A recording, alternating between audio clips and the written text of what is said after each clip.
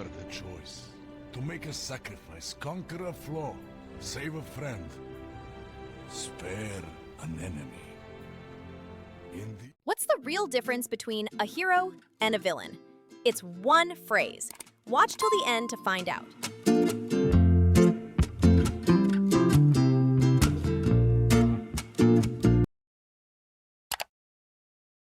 You see him? No.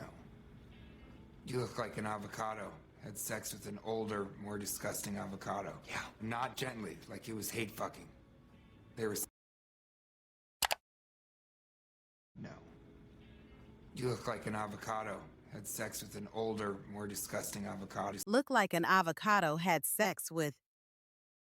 This is a highly creative and insulting piece of slang used to say someone is extremely ugly. It creates a vivid, humorous, and disgusting mental image, which is very typical of Deadpool's communication style. It's an example of hyperbole or extreme exaggeration for comedic effect. After the allergic reaction, my face swelled up and I looked like a tomato had sex with a puffer fish. It describes a comically swollen and unattractive appearance using a creative and absurd comparison. Yeah. Not gently, like it was hate fucking. There was something wrong. Hate fucking. Hate fucking is a very vulgar and intense slang term. In this context, it's used metaphorically to describe something done with aggression and anger rather than care. Deadpool uses it to amplify the insult about the avocados, suggesting the result is not just ugly, but violently and hatefully ugly.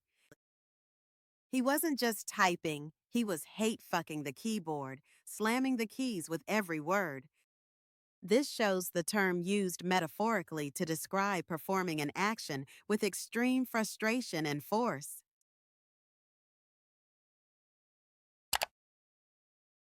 I belong to a group of guys who take a dime to beat a fella down. And little Megan, she's not made of money, but lucky for her, I got a soft spot. But I'm a stalker. Threat. I belong to a group of guys who take a dime to beat a fella down. Take a dime? Take a dime is a slang way of saying to be paid a small amount of money to do something, usually something illegal or violent. It implies being a hired thug or mercenary who works for cheap. Wade is describing his line of work in a casual, detached manner. That guy is so shady. I bet he'd take a dime to slash your tires. It suggests someone is willing to commit a malicious act for a very small payment. Take a dime to beat a fella down. And little Megan, she's not made of money, but lucky for her. Not made of money. Not made of money is a very common expression used to say that someone is not wealthy and has limited financial resources. It's a simple way to explain why someone can't afford something expensive. Here, it explains why Megan couldn't hire a more expensive mercenary. I can't buy a new car this year. I'm not made of money. It's a straightforward way to state that one does not have a lot of disposable income. Money, but lucky for her, I got a soft spot. Have a soft spot for? If you have a soft spot for someone or something, it means you have a special affection or fondness for them, often despite their flaws.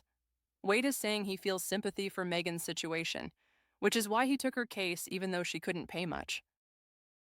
My boss seems tough, but he has a soft spot for animals and brings his dog to the office. It shows affection or kindness towards a specific group or type of person, even if it contrasts with one's usual personality.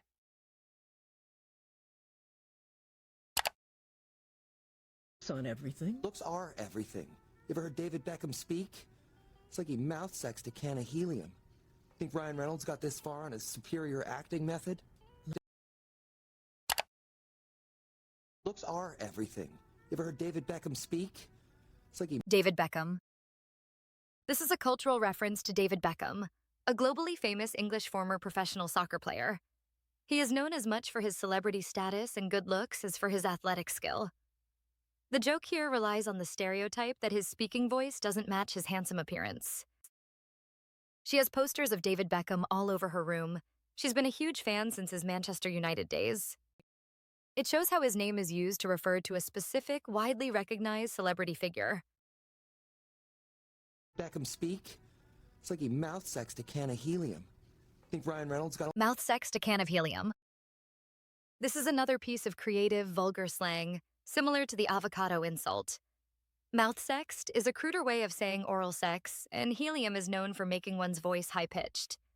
The phrase is a shocking and funny way to say someone has a very high, squeaky voice. When the tough-looking biker started talking, he sounded like he'd mouth-sexed a can of helium, and we all struggled not to laugh. It describes a surprisingly and comically high-pitched voice, especially when it's unexpected. a can of helium. Think Ryan Reynolds got this far on his superior act? Ryan Reynolds. This is a meta joke, which is a joke that refers to itself or the medium it's in. Ryan Reynolds is the actual actor playing Deadpool. By mentioning his own name, the character Deadpool is breaking the fourth wall, acknowledging that he is in a movie and speaking directly to the audience. My favorite actor is Ryan Reynolds. He's hilarious both in his movies and on social media. It shows the actor's name being used in a real-world context, which makes the movie's joke funnier.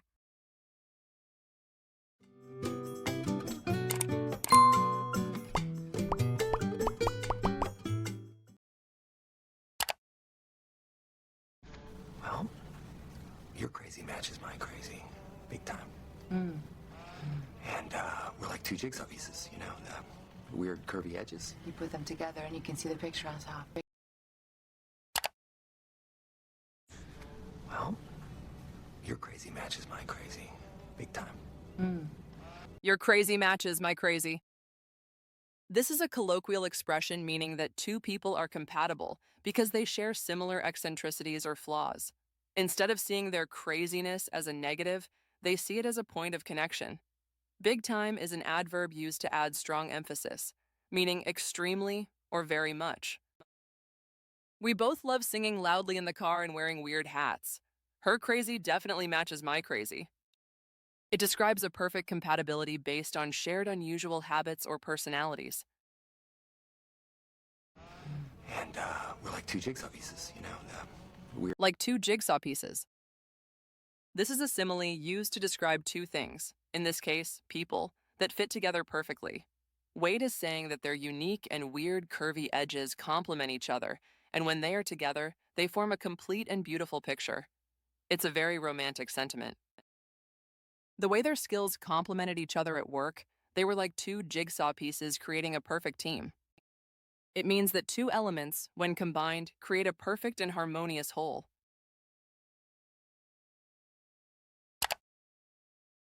Coming with us. Look, Colossus, I don't have time for the goody two-shoes bullshit right now. And you are... Negasonic Teenage Warhead. Negasonic Teenage... What the shit? That's... I don't have time for the goody two-shoes bullshit right now. And... Goody two-shoes. Goody two-shoes is a derogatory slang term for someone who always does the right thing and follows the rules, to an annoying extent. Deadpool is using it to insult Colossus, implying his heroic and moral attitude is predictable and irritating. The addition of bullshit makes the insult much stronger.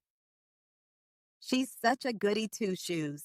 She never misses an assignment and always reminds the teacher to collect our homework. It describes a person who is irritatingly virtuous and morally upright. Negasonic Teenage Warhead. Negasonic Teenage... What the shit? That's the coolest... What the shit? What the shit is a slightly less common and more creative variation of the very popular expression, what the hell or what the fuck. It's used to express extreme surprise, confusion, or disbelief. Deadpool is so shocked by her name that he uses this emphatic phrase. I came home and my dog had painted the entire living room blue. What the shit? It's an exclamation used to convey a strong sense of shock and confusion in response to a bizarre situation.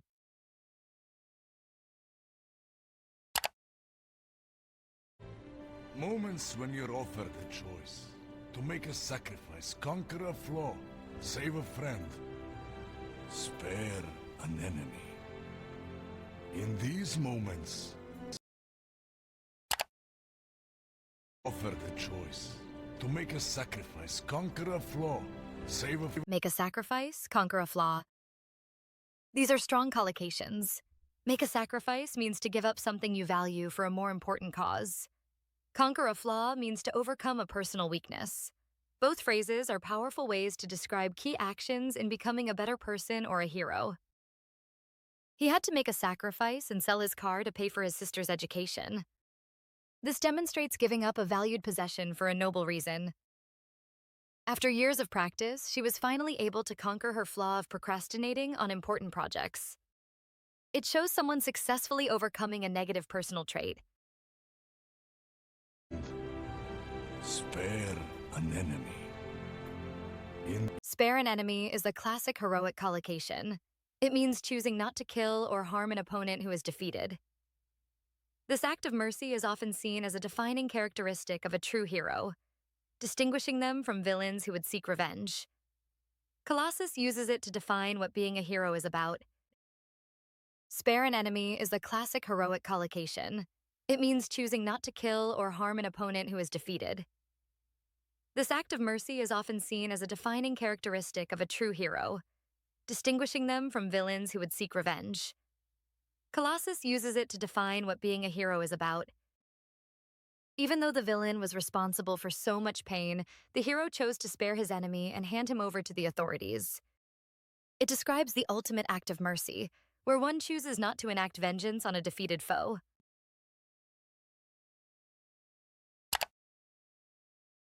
Coming along.